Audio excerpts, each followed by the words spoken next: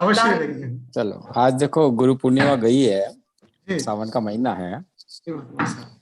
तो हमारे गुरुओं ने जो योगदान दिया उसके विषय में मैं कुछ बताना चाह रहा था। जी महाराज। बहुत अध्ययन, जिसे रिसर्च कहते हैं, करने के बाद में बहुत सालों पहले विज्ञान अब उसकी पुष्टि कर रहा है। उन्होंने पाया कि भगवान ने जो कृति संरचित की, उसको की क्रीड़ा स्थली पृथ्वी को बनाया।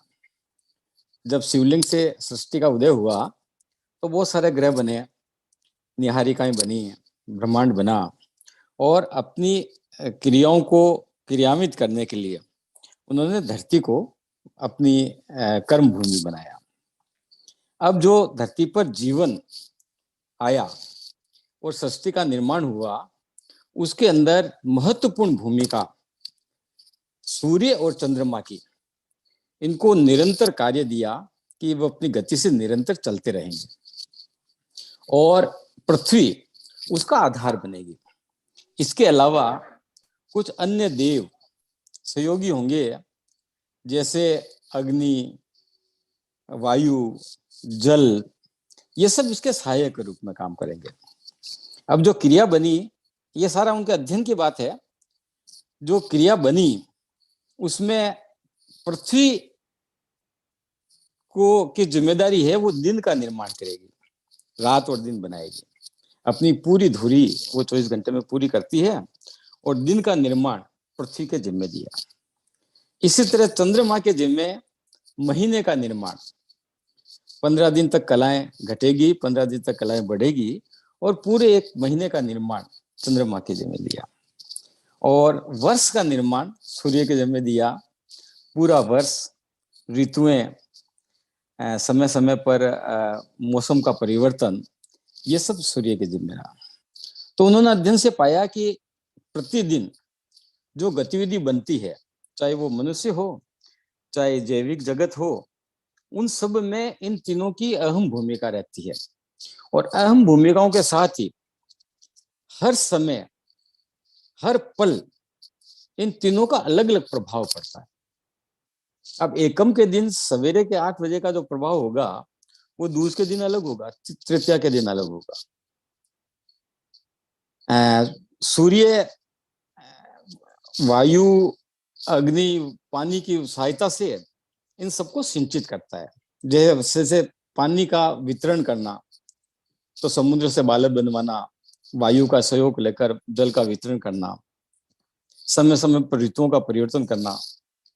तो हर ऋतु के अंदर हर समय कुछ न कुछ विभिन्न प्रभाव सूर्य के पड़ते हैं, चंद्रमा के पड़ते हैं। अब जैसे चंद्रमा की कलाएं एकम को, द्वितीय को, तृतीया को अलग अलग रहती है।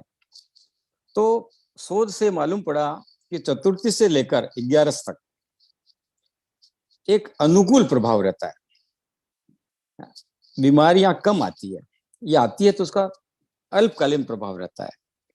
लेकिन 12 से लेकर तृतीया तक जो चंद्रमा की किरणों का प्रभाव पड़ता है, वो थोड़ा सा प्रभावकारी होता है। ऐसे ही पूर्णिमा को, वैसे तो लगता है पूर्णिमा बहुत अच्छा दिन है, लेकिन पूर्णिमा को मन में उद्वेलन ज्यादा होता है, नेगेटिव विचार से ज्यादा आते हैं। तो पूर्णिमा को अपना आग्रह रहता है कि हम सांस्कृतिक कार्यक्रम, धार्मिक कार्यक्रम घर में करें। ऐसे ही अमावस्या के दिन मन शांत रहता है, नेगेटिव विचार नहीं आते। तो योग साधना के लिए अमावस्या ज्यादा ठीक रहती है। ऐसे उन्होंने हर दिन का, हर पल का अध्ययन करके बहुत बड़ा काम किया। वो क्या काम किया कि हमको पूरे साल का एक कैलेंडर दिया। अब जैसे अपन जब अस्वस्थ होते हैं तो डाइटिशियन के पास जाते हैं। डाइटिशियन हमको बताता है सवेरे क्या खाना है, शाम को क्या खाना है, किस मौसम में क्या खाना है। लेकिन हमारे वैज्ञानिकों ने पूरे साल का एक कैलेंडर,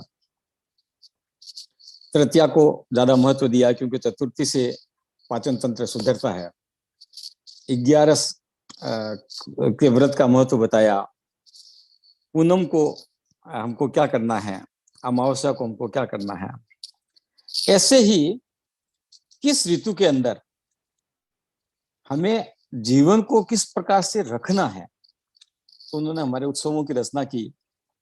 बहुत सारे उत्सव, जैसे वैसाखी है, नवरात्रि है, होली, दिवाली, श्राद्ध पक्ष, मकर संक्रांति, रक्षाबंधन, शिवरात्रि, अधिक मास, श्रावण मास, इस तरह के विभिन्न कार्यक्रमों की रचना। अब अगर आपको डाइटिशियन एक लिस्ट पकड़ा दे कि एक जनवरी को प्रातः 7-4 बजे ये करना है, 2 जनवरी को ये करना है, 5 जनवरी को, और 365 दिन का, तो वो लिस्ट देखकर आप संभवतया फॉलो नहीं कर पाएंगे। तो उन्होंने संपूर्ण देश के अंदर किस तरह का जीवन पद्धति रहे, लिविंग ऑफ आर्ट, यानी astronomical basis of living of life, ये हमें दी। तो विभिन्न उत्सवों के माध्यम से, विभिन्न कार्यक्रमों के माध्यम से किस तिथि को खाने पीने पर विशेष जोर देना है, किस तरह का खाना खाना है, कब हमको हल्का खाना खाना है, कब हमको तिल खाने हैं, कब हमको चना खाना है, संपूर्ण स्वास्थ्य ठीक रहे, जीवन निरंतर चलता रहे, और भगवान ने जो हमको नियत उम्र दी है, निर्धारित उम्र, व्यक्ति की निर्धारित उम्र 90 से 110 साल होती है। अगर आप कोई गड़बड़ी पैदा करके एक्सीडेंटल डेथ न करें तो वो 90 से 110 साल तक की जो हमारी निर्धारित उम्र है, वो व्यवस्थित और स्वस्थ रहे। इसके लिए जैसे एक बहुत एक्सपर्ट डाइटिशियन अपन को डाइट प्लान देता है, इस तरह का पद्धति, हिंदू जीवन पद्धति उन्होंने बनाई। तो जितने भी त्योहार हैं, जो भी उत्सव हैं, वो केवल धार्मिक उत्सव ऐसा मानकर नहीं, तो उसके पीछे शारीरिक और मानसिक, साथ में सामाजिक समरसता बनी रहे, इसकी कल्पना करके यह सारा कैलेंडर बनाया है। तो हमको भी ये सारा जीवन पद्धति, हिंदू जीवन पद्धति को इसी हिसाब से, इसी सिद्धांत से निभाना चाहिए। अब हम 11 करते हैं तो लोगों को लगता है कि नारायण प्रसन्न होंगे। नारायण तो प्रसन्न होंगे ही, इसमें कोई दो राय नहीं। दिवाली मनाएंगे तो राम जी प्रसन्न होंगे ही, होली मनाएंगे तो कृष्ण प्रसन्न होंगे ही, लेकिन उसके पीछे जो शारीरिक, सामाजिक, मानसिक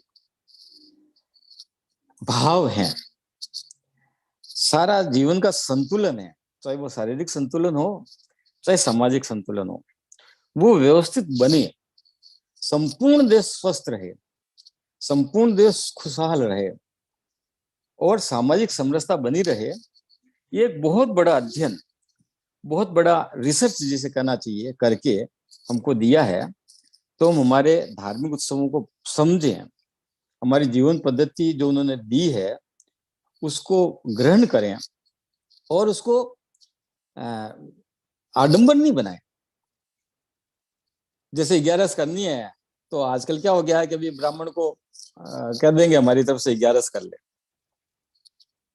तो हमको लगता है कि हमने 11 का पुण्य प्राप्त कर लिया। हर उत्सव, हर धार्मिक प्रक्रिया के पीछे धार्मिक महत्व तो है, आपको धार्मिक लाभ भी मिलेगा, लेकिन उसका शारीरिक लाभ क्या है, मानसिक लाभ क्या है और सामाजिक लाभ क्या है, इसको अगर, इस साइंस को अगर हम समझेंगे तो हमारी जो बहुत ही उच्चकालीन जीवन पद्धति बनाई है, उस पद्धति का हम संवहन कर पाएंगे और उसका लाभ ले पाएंगे। धीरे धीरे जो रूढ़िवादिता पैदा हो गई है उसको समाप्त करें, विज्ञान के, धर्म के पीछे का जो विज्ञान है उसको समझें और उस पर जीवन चलाएं। आज मैं समझता हूं इतना पर्याप्त है। नमस्कार। बहुत बहुत धन्यवाद भाई साहब आपका। देखिए, बहुत सुंदर जानकारी जो हमारी ऋषि परंपरा है, वो केवल परंपरा नहीं है, वो वैज्ञानिक तथ्यों पर और हमारा सर्वांगीण विकास कैसा हो, हमारा जीवन व्यवस्थित कैसा हो, उसी पर आधारित है और उसी का आपने बहुत सुंदर और संक्षेप में कहूंगी मैं तो सूत्रात्मक रूप में आपने इसकी हम सबको जानकारी दी। बहुत बहुत धन्यवाद आपका भाई साहब, बहुत सुंदर। बहुत बहुत धन्यवाद। शायद अगर हम आज आपके पास नहीं पहुंचते तो शायद इस चीज से वंचित रह जाते थे। बहुत बहुत धन्यवाद मार्टिन मिश्र जी, गौरव जी। मैं हमारे एकल के मंत्री श्री नंदगोपाल जी भट्टर, उनसे भी अनुरोध करूंगा कि वे भी 2 शब्द कहें। नंदगोपाल जी। एकल प्रणाम। आपको भी माखन जी प्रणाम करता हूँ आपको। माखन जी की बात ही क्या कहना है कि कम शब्दों में कम समय में और संक्षिप्त में बहुत बड़ा सार बता देते हैं।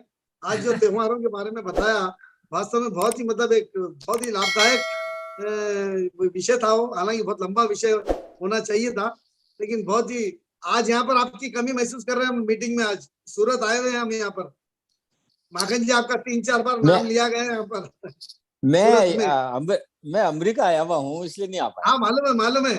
यहाँ पे चर्चा चल रही थी, तो हम भी अगर आपके साथ आज यहाँ पर होते तो और भी ज्ञान हमारा बढ़ता। आपके साथ रहते थे रात में दिन में जब भी समय मिलता था इसी चर्चा करते थे, लेकिन आपकी जरूर कमी यहाँ पर महसूस हो रही है माखन जी। और आज का कार्यक्रम